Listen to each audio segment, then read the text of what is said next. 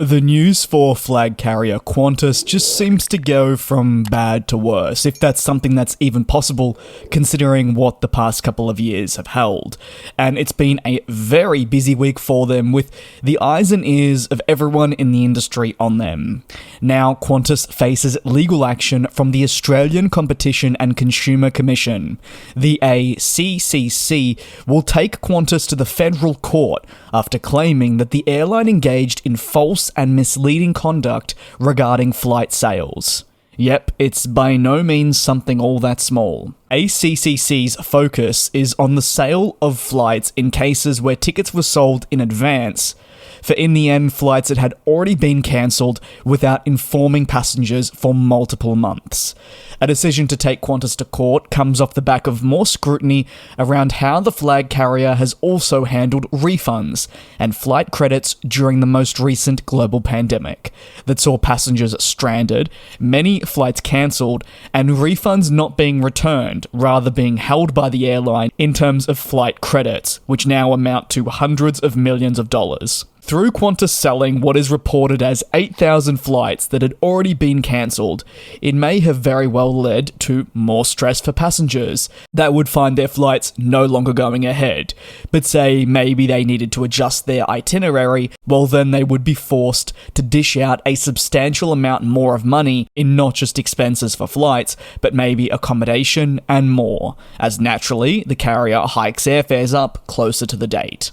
The ACCC also alleges that Qantas didn't inform its customers at times for 48 days that their flights had been cancelled in the worst case scenario, but averaging more around 18 days that passengers were just not advised. This is a massive amount of time when considering that small implications can cost a family thousands of dollars, and when we factor into the cost of living crisis that, let's be honest, is putting everyone under pressure, well, it's not exactly the best look.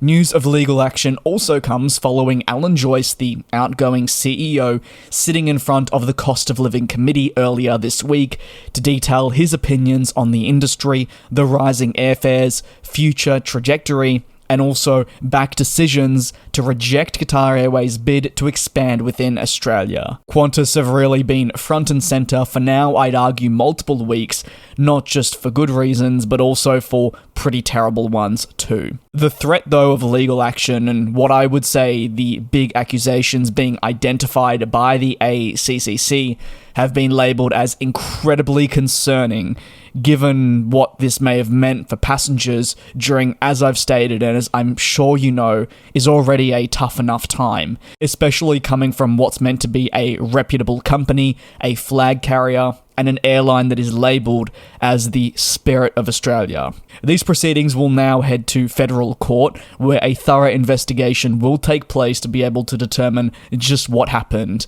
The ACCC wants compensation issued and wants those at fault to be punished. No doubt that being the Australian airline, if all of this turns out to be true. It's worth noting that the way Qantas handled refunds, flight credits, as well as flight cancellations during the pandemic was arguably one of the worst in the Australian aviation industry. It is why they are consistently at the forefront of headlines when these investigations take place. Let me know your thoughts on a situation that just keeps going from bad to worse down below in the comments. Thanks a lot for watching, take care and be safe, and I'll see you next time. And we'll fly.